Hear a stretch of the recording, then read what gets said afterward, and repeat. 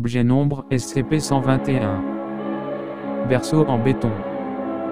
Classe Euclide. Procédure de confinement spécial. Le site de confinement 83 a été établi autour de SCP-121 afin de loger le personnel employé pour son confinement. Les abords de SCP-121 doivent être séparés des environs par une clôture surveillée par des gardes stationnés le long du périmètre. Ces gardes doivent être lourdement armés et arborer des uniformes des forces armées locales. La relève des gardes doit intervenir toutes les 4 heures. La population locale doit être informée que SCP-121 est sous quarantaine du fait de matériaux dangereux et persistants.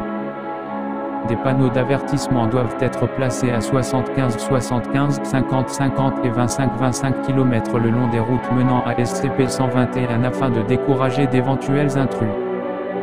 Il faut rappeler aux civils qui approcheraient des abords de SCP-121 qu'une quarantaine est en place et les inciter à partir. Ceux qui résistent doivent être arrêtés pour interrogatoire.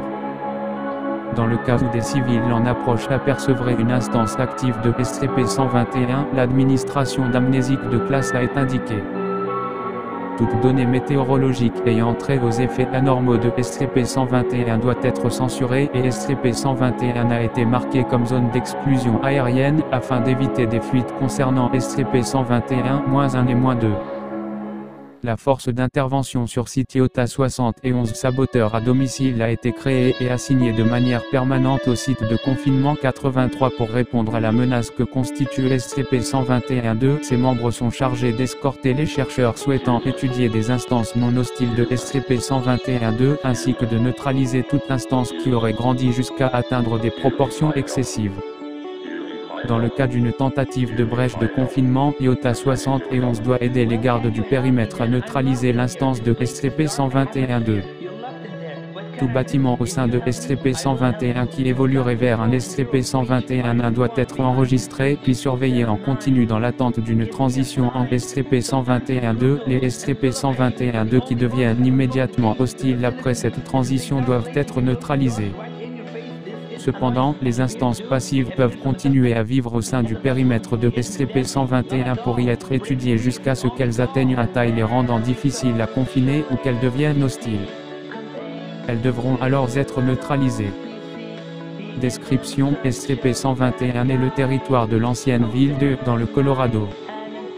La ville comptait environ 6800 habitants avant la mise en œuvre du protocole de confinement actuel et comprend environ 3000 bâtiments commerciaux comme résidentiels.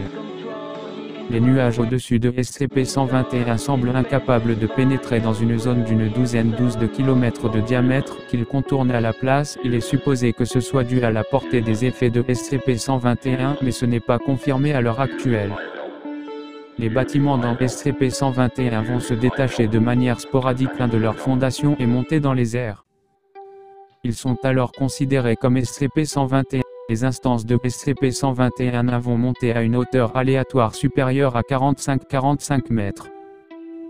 Quel qu'ait l'état du bâtiment auparavant, les portes et fenêtres se fermant et toute voie d'entrée potentielle est barricadée à l'aide des meubles qui se trouvaient à l'intérieur. Des entrées de force ont révélé une température ambiante accrue d'environ 35 degrés Celsius et une humidité relative d'environ 65%, mais aucune autre propriété anormale. Les instances de SCP-121 cesseront de flotter après un minimum de 10 semaines et ne resteront pas en l'air plus de 15 semaines. Les instances ne font pas preuve d'une durabilité anormale et la quasi-destruction d'un SCP-121 lors de sa chute au sol est courante. Après l'impact, les restes des instances de SCP-121 vont abriter un objet ovoïde d'environ 1,2 mx 1,2 mx2m composé de matériaux semblables à ceux des meubles trouvés dans la maison 2. L'objet commencera à se mouvoir de son propre chef et sera dès lors désigné comme SCP-121-2. Une instance de SCP-121-2 qui a grandi. SCP-121-2 commence à agglomérer des matériaux proches, ce qui comprend des débris de SCP-121-1, d'éléments de la flore, de voitures et en de rares occasions d'autres bâtiments.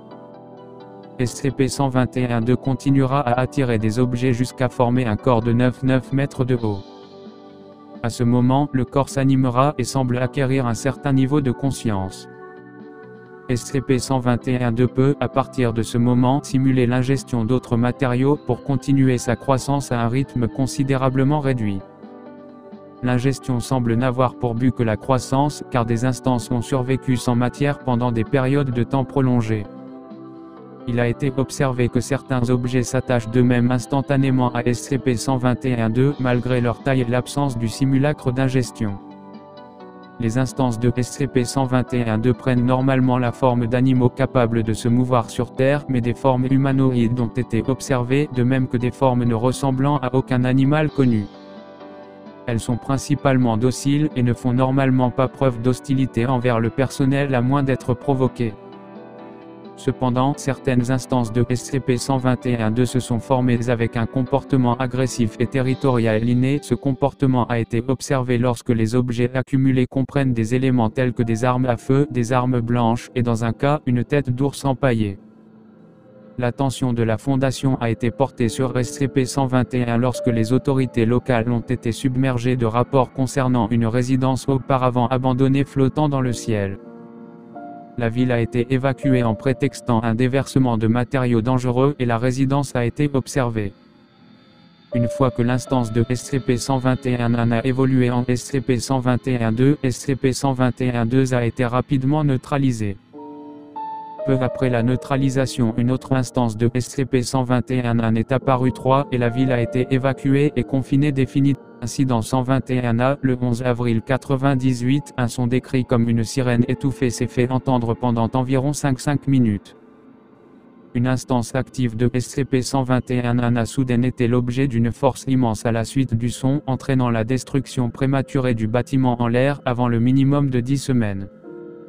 Les villes avoisinantes ont rapporté avoir entendu le son. La presse locale a été informée que les agents assurant la quarantaine avaient été évacués du fait d'une élévation temporaire des niveaux de toxicité.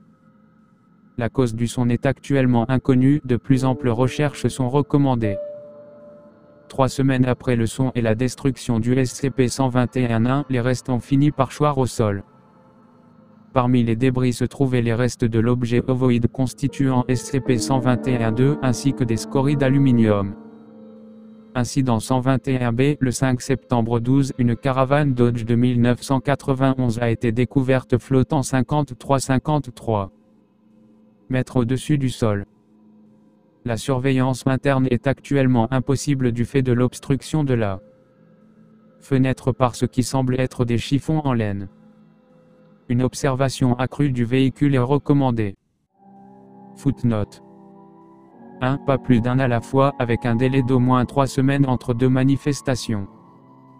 2. Les examens d'instances quasi intactes de SCP-121 ont révélé l'absence du mobilier antérieur à la manifestation. 3. Cette occurrence est la seule où l'apparition d'une instance de SCP-121 a suivi d'aussi près l'apparition d'une instance de SCP-121.